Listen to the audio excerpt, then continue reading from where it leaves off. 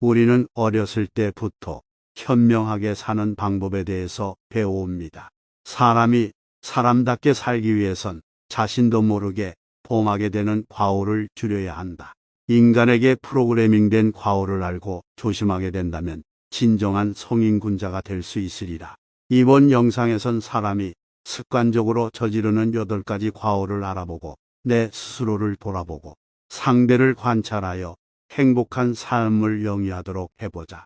사람이 습관적으로 저지르는 8가지의 과오. 첫 번째, 자기 할 일이 아닌데 오지랖을 부리는 것이다. 이를 주책이라 한다. 이것은 남의 일에 끼어들고 관여하여 남을 어지럽히고 나아가 나를 어지럽히는 행동이다. 상대방이 나에게 부탁하지도 않았는데 끼어들어 내 의견을 말하는 것이니 주책은 가장 미움을 받기 쉬운 과오로 이를 경계해야 한다. 두 번째, 상대가 청하지도 않았는데 의견을 말하는 것이다. 이를 망령이라 한다. 상대방이 원치 않으면 끼어들지 말아야 한다. 끼어들고 나서서 의견을 내는 것은 옳지 않다. 나의 의견을 강요하기 전에 상대방의 의견을 먼저 경청해야 함에도 불구하고 타인의 의견을 경시하고 나의 주장만 고집하는 망령은 섣부른 이기심에서 나온 허세로 아는 척 하고 싶은 마음과 다를 바 없다. 세 번째, 남의 비위를 맞추려고 아첨하는 것이다. 이러한 사람들은 우선적으로 경계해야 한다. 다른 사람의 비위를 맞추기 위해서 그저 알랑거리는 자들은 다른 목적이 있기 마련이다. 상대방에게 얻어낼 것이 있거나 계속 관계를 맺으면서 상대방에게 무언가를 얻어낼 가능성을 노리고 있을 가능성이 높다.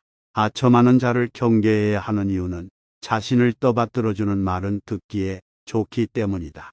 좋은 말은 듣기 싫고 나쁜 말은 듣기 좋다는 것을 명심해야 한다. 네 번째, 시비를 가리지 않고 마구 말을 하는 것이다. 이것을 푼수라고 한다. 푼수란 옳고 그름에 시시비비를 가려 따져봐야 함에도 불구하고 마구 말하는 행동이다. 내가 능력이 있고 남들보다 조금 나은 지식을 갖고 있더라도 상대방의 의견을 경청하지 않으며 섣부르게 자기가 하고 싶은 대로 말하고 행동하는 건 상대방을 상처 입히고 나아가 나에게 해를 끼치는 행위이다. 다섯 번째, 남의 단점을 말하기 좋아하는 것이다. 이를 참소라고 한다. 상대방의 단점과 흠결에 대해 절대로 함부로 말해서는 안 된다. 이를 좋아하고 즐기는 사람들은 피하라.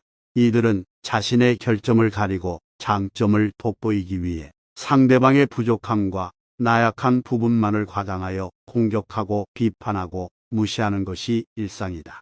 참소의 무서운 점은 자신도 모르게 습관이 되어 자기 자신을 침몰시킬 수 있다는 점이고 참소를 좋아하는 사람과 어울리면 나 또한 그런 사람이 되어간다는 점이다.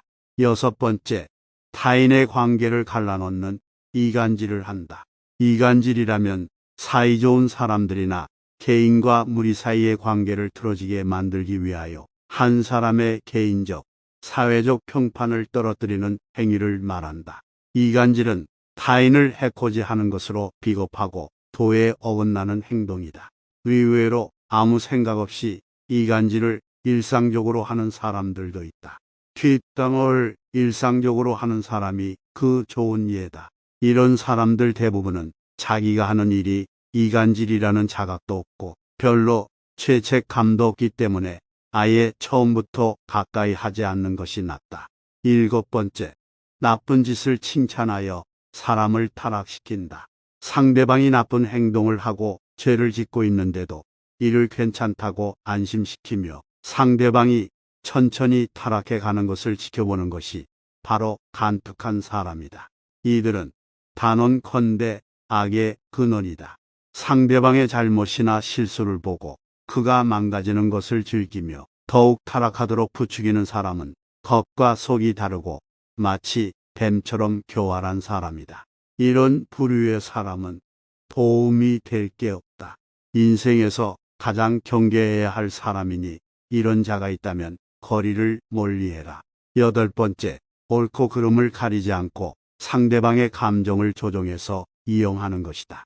이를 음흉하다고 한다. 이들은 겉으로는 부드러워 보이나 속으로는 무척이나 엉큼하고 흉악한 성격을 갖고 있다.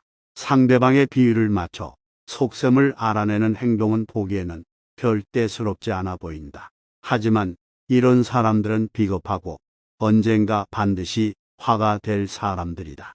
이런 부류의 사람들은 오로지 자신의 이익만을 위해 상대방의 마음을 이용하여 자신이 원하는 것을 가로챈다.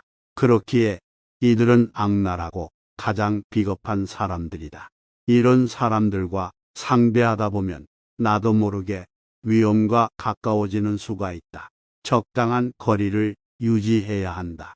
8가지 유형의 잘못은 밖으로는 남을 어지럽히고 안으로는 자기 몸을 해친다.